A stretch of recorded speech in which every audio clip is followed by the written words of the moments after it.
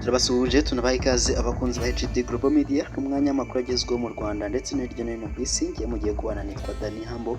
Umurongo ni HD Global Media, ugezeho bwa mbere babanza ukareba aho hasi ugakanda kuri subscribe kugira ngo ukomeze kuwushyigikira, maze ubundi nanjye tukaza dutangira n'amakuru yacu mu buryo burambuye.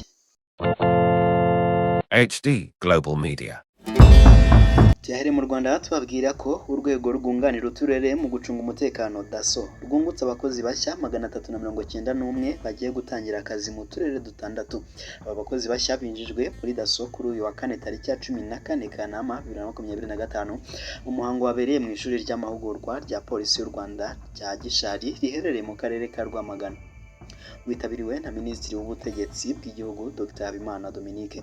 Abagize DASSO binjijwe mu kazi barimo abakobwa 135 ndetse n'abahungu 256 bagize icyiciro cya 8 cy'uru rwego, aho bazakorera mu turere dutandatu turimo Gasabo, Kicukiro, Nyarugenge, Nyagatare, Rusizi na Rwamagana.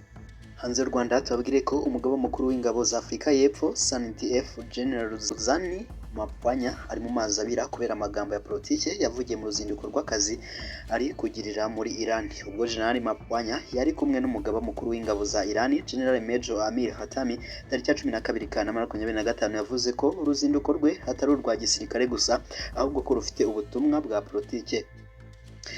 General Mapwanya yagize ati uru ruzinduko si urwa gisirikare gusa ahubwo runafite ubutumwa bwa politike kandi rubaye mu gihe cyiza cyane cyo kurugaragaza. Aha ni aho tugaragariza ibyiyumviro byacu ku gihugu dukunda kandi dushakira amahoro cya Iran. Uyu musirikare yavuze ko Afurika y'Epfo na Iran bihuje intego muri politike mpuzamahanga, agaragaza ko ashyigikiye uburyo Iran ishyigikiye umutwe witwaje intwaro wa Hamas uhanganye na Israel muri Gaza. Ishyaka DA cyangwa se Democratic Alliance ryo muri Afurika y'Epfo ryamaganye amagambo ya General Mapwanya ku wa 13 Kanama, ryibutsa ko ibyo yavuze bitari mu nshingano ze nk'umusirikare. Ku wa 13 Kanama Minisiteri y'Ingabo ya Afurika y'Epfo yatangaje ko bibabaje cyane kuba Major Mapwanya yavuze aya magambo, bisobanura ko Perezida na Minisitiri w'Ububanyi n'Amahanga aribo bafite ububasha bwo kuvuga kuri politike mpuzamahanga.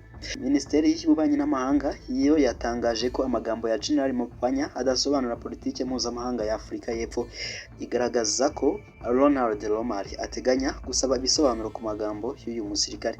Minisiteri y'Ingabo yamenyesheje Abanyafurika y'Epfo ko General Mapwanya nava muri uru ruzinduko Minisitiri Ange Mutsika azamuganiriza. General Mapwanya yavuze aya magambo mu gihe Leta Zunze Ubumwe za Amerika zikomeje kotsa igitutu Afurika y'Epfo ziyishinja kurwanya Israel no gushyigikira politiki ya Iran, igihugu zishinja umugambi wo gukora intwaro kirimbuzi.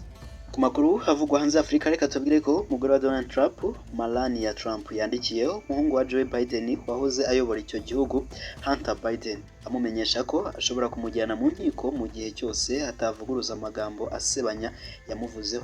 Hunter Biden aherutse kugirana ikiganiro na Andrew Callaghan cyagarutse ku ngingo zitandukanye zirimo na dosiye ya Jeffrey Epstein.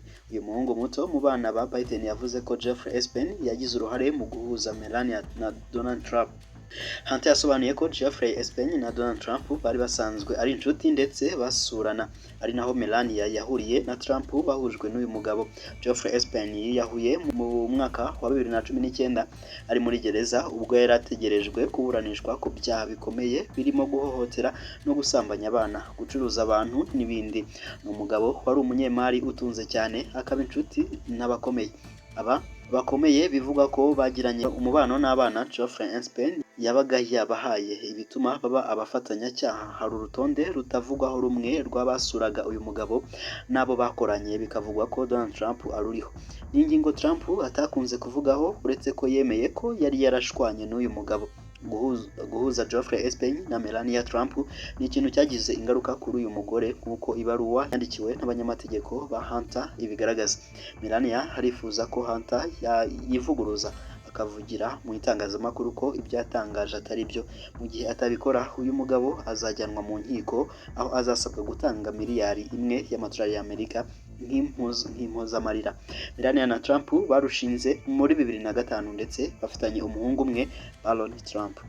Reka dusoreze mu gihugu cy'u Burundi cy'abaturanyi tubabwire ko Perezida Evariste Ndayishimiye w'u Burundi yagaragaje ko ahangayikishijwe no kuba abagabo b'i Bujumbura barishoye mu biyobyabwenge n'inzoga zikaze bikabambura ubushobozi bwo gutera akabariro. Ubwo yari mu muhango wo gushyiraho guverineri wa Bujumbura General Major Aloys Ndayikengurukiye byabereye muri stade Intwari tariki ya 12 Kanama 2025. Yamumenyesheje ko mu bibazo byugarije abatuye muri iyi ntara harimo no kwiyahuza ibiyobyabwenge. Ndayishimiye yavuze ko Bujumbura hari abagore bitabaza abapfubuzi kubera ko abagabo babo batagishobora kubashimisha mu buriri bitewe n'ibiyobyabwenge n'inzoga zikaze z'abaciye intege. Uyu mukuru w'igihugu yasabye guverineri Ndayikengurukiye guca ibibazo bitera aka kajagari Bujumbura niyo abantu baba babona ko ari bitoya inzoga zikaze ndetse n'ubusambanyi. Ni nuko tuyasoje mwakoze mwitwabanye, reka turarikira ndi aza kubagezweho mbabwira ati siyansani. HD Global Media.